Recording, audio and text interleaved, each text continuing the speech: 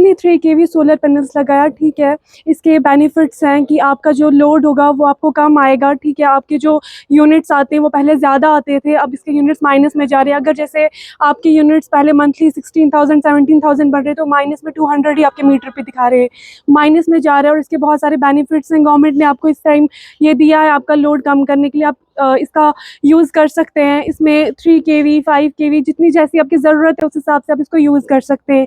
और जो इसको लगाते हैं यहाँ पे, हमने ये परचेज़ किया विकी इलेक्ट्रॉनिक्स से, तो उन्होंने हमें इसका अच्छे से गाइड भी बताया आप कैसे यूज़ कर सकते हैं। उन्होंने यहाँ पे इंस्टॉल किया, उन्होंने इसके फ़ायदे बताए। आप इसका ऑनलाइन भी आता है एक, उस पे आप चेक कर सकते हैं इसके यूनिट्स की आपको कितने लोड चढ़ाता है। बाकी इसके बहुत सारे बेनिफिट्स हैं, आप इसको यूज़ करो। गवर्नमेंट ने आपके लिए इस टाइम स्कीम दी हुई है, तो आप इसका बहुत फ़ायदा उठा सकते हो। Thank you very much. Actually ये पीएम सूर्यघर सोलर सिस्टम जो है ये पूरे इंडिया में लग रहा है और 1 करोड़ के करीब कंज्यूमर जो है, डोमेस्टिक कंज्यूमर जो है वो इसमें कवर हो रहे हैं। हमारी स्टेट में फिलहाल डिस्ट्रिक्ट डोडा को हमें by the end of this month हमें कोई 1,000 का टारगेट मिला है। तो इसमें ये गवर्नमेंट की बहुत अच्छी स्कीम है। जैसे ये अशरफ साहब के घर में इधर लगा है 5 किलोवाट का लगा है, ये ल्यूमिनस का है। तो इनका नॉर्मली बिल जो मैंने इनसे इंक्वायर किया तो इनका नॉर्मली बिल जो आता था, मतलब बिफोर इंस्टॉलेशन ऑफ दिस, वो आता था कोई 2,500 या 3,000 के आसपास। अब चूँकि ये कोई 28-30 ऑन एन एवरेज ये यूनिट्स जनरेट कर रहा है, तो इसमें मुझे लगता है इनका बिल जो है वो ये जो कास्ट बनती है 900 यूनिट की, वो 4-4,500 हज़ार के आसपास आएगी। तो इनका बिल माइनस में जाने वाला है। और इसमें सब्सिडी जो है 5 किलोवाट में भी इनको 94,800, लगभग 95,000 के करीब इनको इसमें सब्सिडी है। हम अपने इस डिस्ट्रिक्ट में, मुझे अभी 3-4 महीने हो गए इधर आए हुए, हम देख रहे हैं कि यहाँ पे लॉसेस जो हैं वो बहुत ज़्यादा है। और सबसे ज़्यादा कंप्लेंट हमें किस चीज़ की आ रही है कि पावर नहीं है। पावर कहाँ नहीं है जी? भद्रवाह में पावर बंद हो गई, ठाठी में पावर बंद हो गई, डोडा में पावर बंद हो गई, पावर आती नहीं है, पावर चलती नहीं है। ये मतलब लगातार ये कंप्लेंट्स आती है। वो इस वजह से आती हैं कि एक्चुअली हमारा जो डिक्लेयर्ड लोड होता है वो डिक्लेयर्ड लोड कई बार कम होता है, डिक्लेयर्ड लोड कम होता है और एक्चुअल में हम ज़्यादा कंजप्शन करते हैं।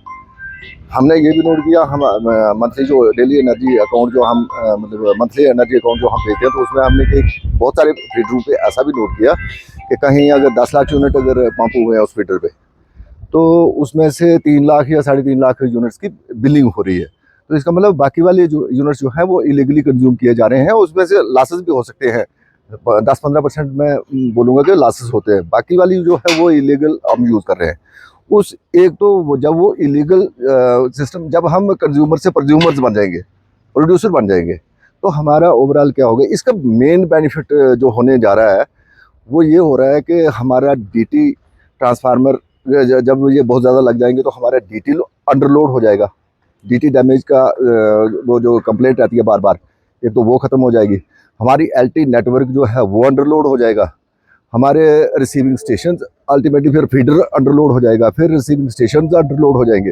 और जब रिसीविंग स्टेशन अंडरलोड हो जाएंगे तो उसका मतलब हो गया कि हमारी 33 केवी 11 केवी लाइंस और ग्रिड स्टेशन जो हैं वो भी अंडरलोड हो जाएंगे। क्योंकि instead of consumers we are now prosumers. जो इंस्टॉल कर देंगे वो प्रोज्यूम करेंगे, मतलब अब ये वो प्रोड्यूस करेंगे और प्रोवाइड करेंगे to the net grid power supply. तो हमें एक डीटी डैमेज की जो कंप्लेंट रहेगी वो बहुत हद तक कम हो जाएगी। हमारे जो लॉसेस हैं वो बहुत हद तक कम हो जाएंगे। जो transmission and distribution losses AT&C losses हैं वो बहुत हद तक कम होने जा रहे हैं।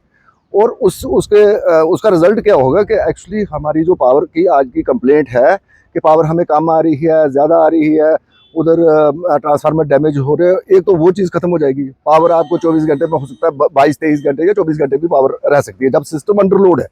जब ग्रिड स्टेशन हमारा अंडरलोड हो गया, जब हमारे रिसीविंग स्टेशन अंडरलोड हो गए, जब हमारे डिस्ट्रीब्यूशन ट्रांसफार्मर्स अंडरलोड हो गए, जब हमारी 11 केवी और 33 केवी लाइन्स अंडरलोड हो जाएगी, तो ये चीज़ आने वाले दिनों में ख़त्म हो जाएगी कि हमारे यहाँ पावर नहीं है।